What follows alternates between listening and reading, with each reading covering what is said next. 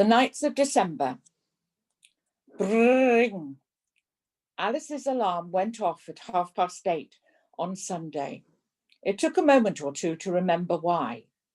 The card, that was it. She pulled on her best jeans and jumper, splashed her face with water, and charged into Meg's room. Mum, wake up.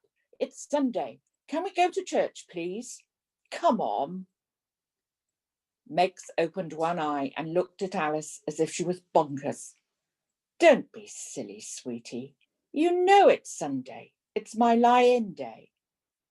Megs turned over. Alice jumped onto the bed and peered over Meg's back right into her face. Mum, come on. I want to go to church. I've never been. I just want to see what it's like. You won't like it, darling. It's really boring.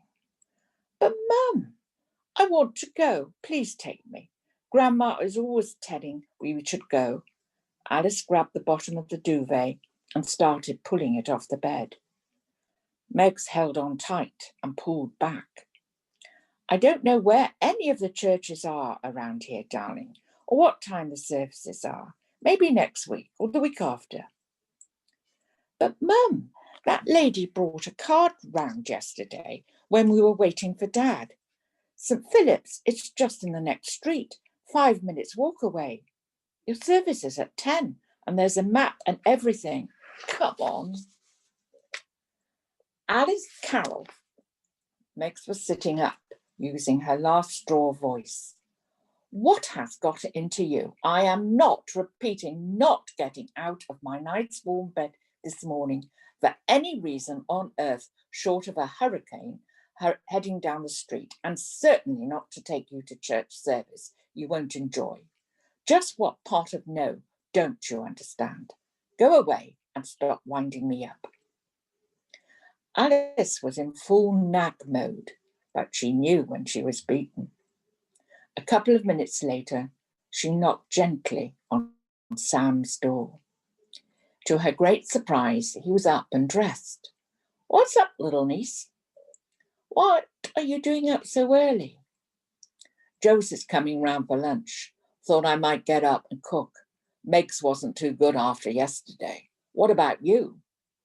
Alice waved her card. This may sound really stupid. Don't laugh or anything, but I really want to go to church. A lady brought this round yesterday, and it made me think, with a calendar and everything, that I've never even been inside a church building. I kind of want to see what it's like. Mum won't get up. Can you come with me? I don't want to go on my own. Come on, Sam. It can't be that bad. Sam thought for a moment and then said slowly, slightly to his surprise, Okay, don't mind if that's what you want to do. We won't be more than half an hour, will we? I could leave a note for Megs and she could start the lunch off. I'm no good at cooking anyway. Let's go. Alice was so grateful to Sam that she poured out his Cocoa Pops for him and made him a cup of tea at the same time as she made her muesli. Sam turned up his nose in disgust. Don't know why you can't eat a proper breakfast, he said, as he finished the short note to Megs. It was a crisp morning. Sam wore a scarf with his light jacket, and Alice wrapped herself up in a woolly hat and duffel coat. The air was cold and fresh on their cheeks, and leaves crunched under their feet. They hurried. Sam had taken ages to get ready, but even so, they could hear the organ playing the first hymn as they walked down the church path. Looks a bit derelict, said Alice, pointing at the long grass and the broken fencing. Expect it's nice inside, though. Come on, Sam. She pushed open the big door, which was just like the one at school. It opened much faster, though, with a great crash, and Alice almost fell through it. She giggled and looked back at Sam, who was motioning to her to be quiet. Alice turned back into the church. The floor was made of wood and made a noise when you walked across it. The church had rows of long benches, all facing in the same direction. There were about 20 old people spread out all over the building, 1 or 2 to a row. At least 6 of them were turning round and looking at her with a range of expressions. Alice smiled and waved at a couple of them, but they just looked a bit cross. A nice-looking man came over and smiled. "Hello, have you come for the service?"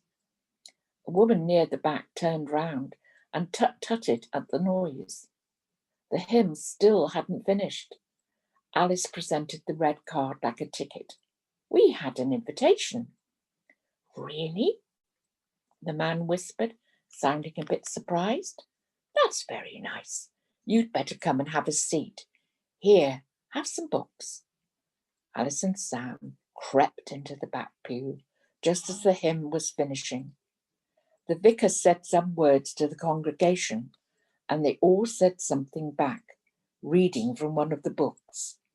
Then everybody knelt down. Alice copied them and pulled Sam down with her. "Just do what everyone else is doing, silly." "Oh," said Sam, obviously trying very hard. 5 minutes later, and after much searching, Alice found the right place in the service book. It wasn't too difficult, really. She nudged Sam in triumph. He was just sitting quietly, staring at the building. They had some readings, and then there was a talk. Alice hardly understood a word, but to her great delight, there were 2 references to Advent and 1 to Abraham. Each time she nudged Sam again. "All this has got something to do with the calendar stuff, Sam. I knew it." "Shh," said the cross lady in the seat in front. The prayers came next. Alice thought that part was really nice. The whole building was still. She loved the list of names of those who were sick. They passed a bag around, and Sam put some money in it. There were more prayers said by the vicar, and then everybody started to move to the front of the church. The nice man came over to them again. "Would you like to come and receive communion?" "What's that?" said Alice. "Bread and wine," hissed Sam. "No, we'll just sit here, thanks." "Perhaps a blessing?" said the man. "I will," said Alice. "Just kneel at the rail," the man said. "Keep your hands by your sides." Alice joined the line and waited quietly, looking at the great warm space around her. She liked the pattern of the roof and the pictures in the windows. Alice knelt at the rail, and the vicar put one hand on her head and said a prayer. She felt a warmth go right through her. She stayed kneeling at the rail for a moment or 2 and said a kind of prayer for her mum, then slowly found her way back to Sam. 1 or 2 people were lighting candles in the side chapel, so Alice joined them and lit one of her own. After the service, the nice friendly man took them to the very back of the church where people were having coffee and mince pies. He introduced them to the lady who had called at the door. "This is Brenda," he said. "Brenda, this young lady brought the invitations you took round yesterday." "You did?" said Brenda. "That's wonderful. I'm so pleased to see you. Did you like the service?" "I liked some bits," said Alice. "Where are all the children?" "I'm afraid we don't get many nowadays," said the man. "We had to close the Sunday school a couple of years ago. Not enough helpers. A few families come at Christmas and harvest." "Time we were going, Alice," said Sam. Alice finished her squash, said goodbye politely. The nice man introduced himself as Derek.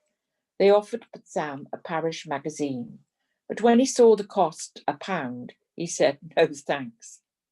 "How was lunch then?" said Meggs, kissing them both as they came in at the door. "Thanks for taking us, Sam. That was really sweet."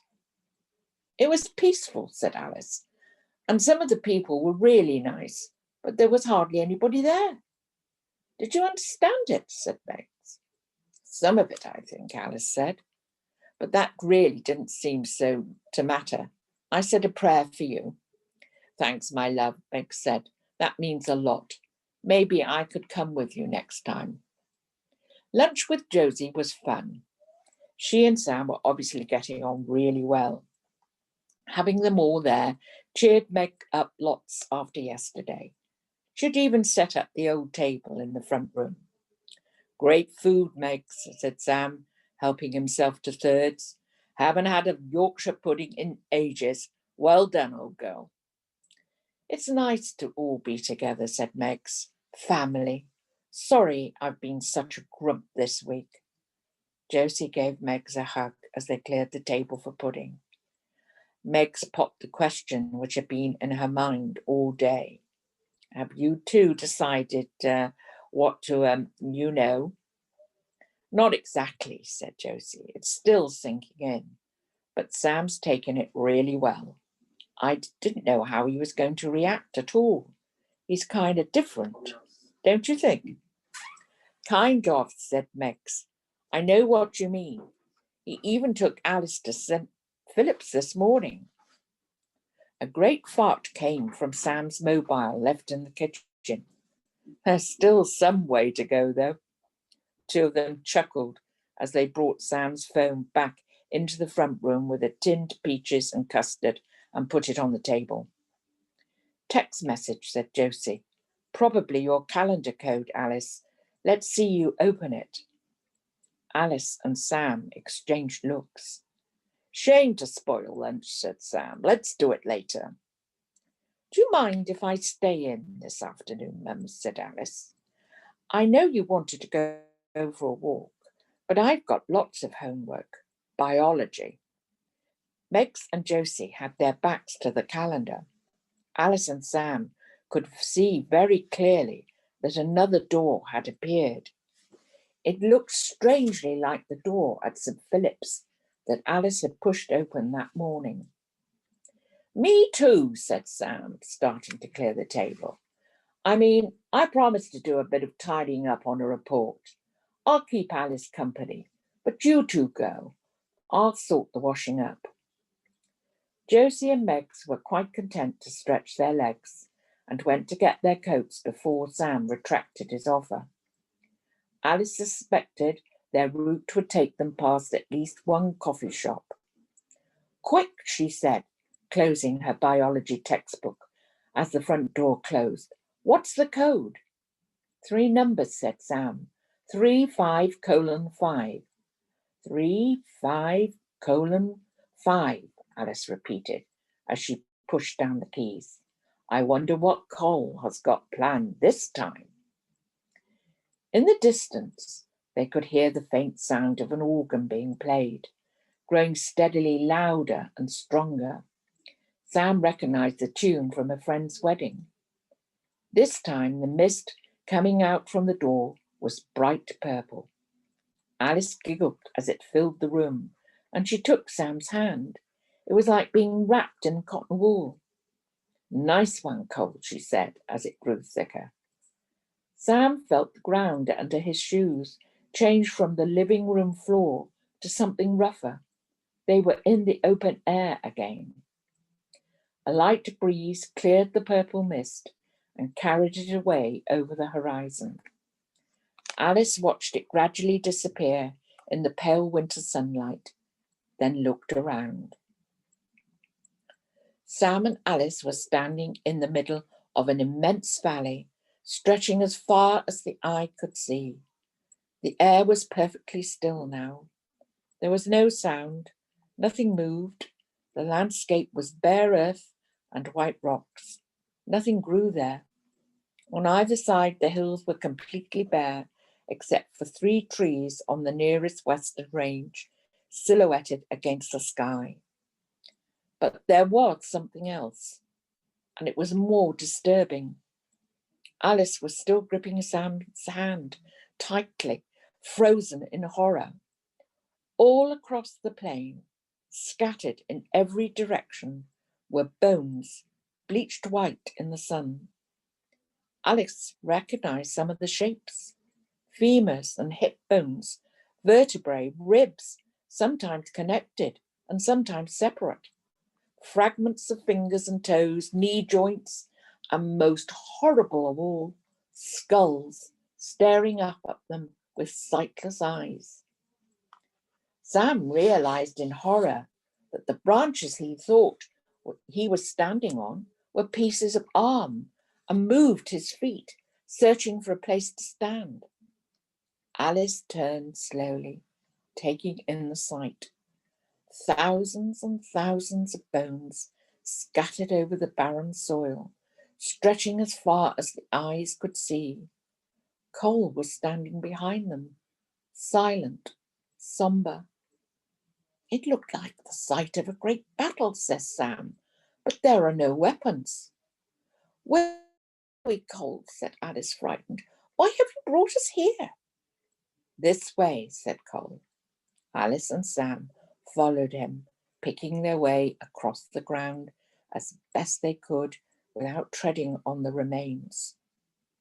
Cole led them to the only structure visible in the entire valley, a wooden watchtower standing about 3 meters high.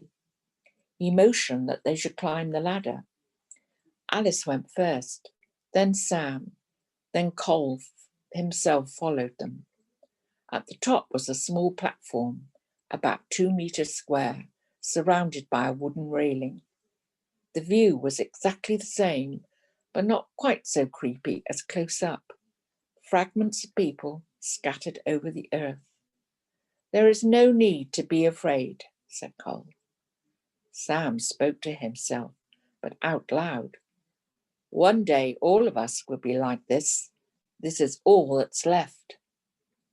Sam looked at them. This is for the very brave, he said. Be strong, and you will both see something you will never forget. Do you want to go on? Sam and Alice looked at each other. Can it hurt us? Said Sam. Absolutely not, said Cole. That rule never changes. But that doesn't mean it can't change you. That's up to you. Alice nodded. I'd like to go on, Sam said the same. Speak to the bones, said Cole. Tell them to come together. Alice and Sam felt stupid as they moved to the edge of the platform. Alice said it first, just a whisper. Come together. There was a light rustle across the plain, then nothing. Louder, said Cole. Say it as though you mean it. Come together, said Sam, speaking in his normal voice. The rustling and the shaking was louder. There was a shimmer of movement right across the plain, easing away into a whisper. Much louder, said Cole. A word of command. North, south, east, and west. Alice faced north and Sam faced south. Come together, they shouted in unison. Sam faced east and Alice faced west. Come together. The rustling and the rattling grew louder, and this time could not subside. The whole valley floor seemed to be in motion. Alice looked down at the ground underneath the tower. Every bone was moving, rattling, searching, finding its neighbours. It was slow at first. Skeletal feet formed, hands and heads were drawn together as if by some invisible thread. Sam could see that although the bones were mixed up, the different bodies were still in the same general area. The spread on the ground was thinner now, the rustling softer as the different bone groupings came together. Feet found ankles, thigh bones located knees and hips, skulls were drawn into vertebrae.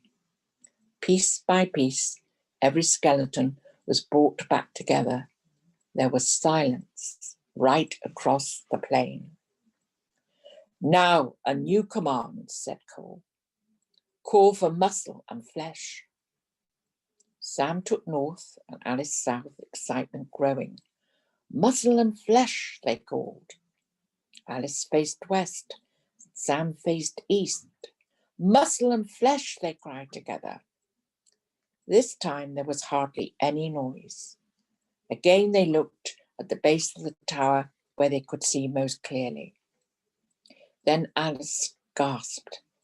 A tiny red streak ran down the thigh of the nearest skeleton, spreading steadily all over the body, bone by bone. Sam looked out across the plain. The same thing was happening everywhere, spreading out from the centre until the whole valley was turned from white to red against the dark earth. They looked back again to the base of the tower and saw the muscle growing on the bones beneath them, saw the organs taking shape, saw eyes appearing in the sockets. Then a covering of flesh grew back as the process of decay was set into reverse. Skin grew over the flesh, then fingernails and hair. Clothes grew as well, covering naked forms. It looked, Alice thought later, and took about half an hour. During that time, there was absolute silence in the valley. What had been a field of white bones was now a multicolored field of human beings from different lands.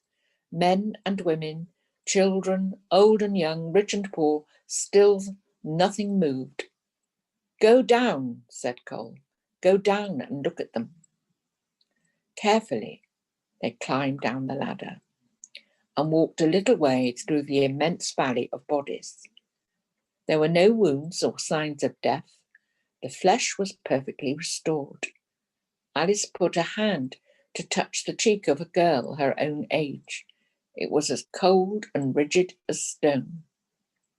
Speak to the spirit, called Cole, his eyes bright with anticipation. Tell the spirit to come and breathe on them, and they will live. So Alice and Sam climbed again into the tower and faced to each point of the compass, calling the words at the top of their voices as Cole commanded. Come, spirit, breathe, spirit, come, spirit, breathe, spirit. Instantly, Alice felt a sudden soft breath of wind on her cheek, and the whole air felt as if it was alive. Next they heard a great roaring and rushing sound, a mighty wind coming from the four corners of the valley, skimming the floor, billowing this way and that, filling every place. Alice and Sam gripped the rails of the tower, holding on to what had become a fierce gale, sweeping, rushing, tumbling through the valley floor. Cole stood right in the centre of the tower, arms spread wide, bracing himself against the wind. Sam turned and saw that he was transfixed with joy, singing in his deep bass voice, pouring himself into the music. The words of the song were snatched away instantly by the wind. Then, just as quickly as they had come, the great winds retreated, each leaving behind a breeze to play and tumble across the valley. In a single instant, as the wind drew back, each heart began to beat. Each chest began to swell with air. Limbs began to stretch and move. Eyes opened. All across the wide plain, children, women, and men climbed to their feet, embraced like old friends, flexed their muscles, and looked with wonder at hands and feet and at each other. Families clung together. Many laughed out loud. Many wept with joy. As far as they could see, people were walking and running, leaping and dancing. Alice and Sam moved around the platform together, pointing, waving, amazed at what they were witnessing.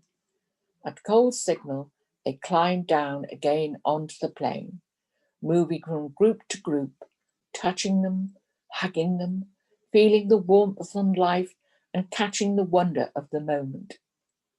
A great bell rang out across the valley. With one movement, the vast crowd turned together and faced the west, bowing low. Alice gasped.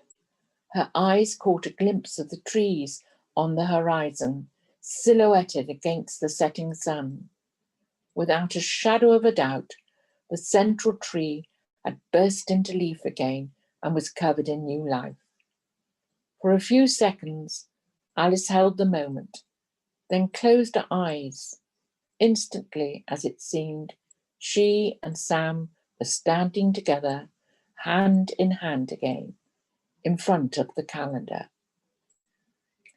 "We're home," Megs called as she and Josie came back from their walk. The church door opened.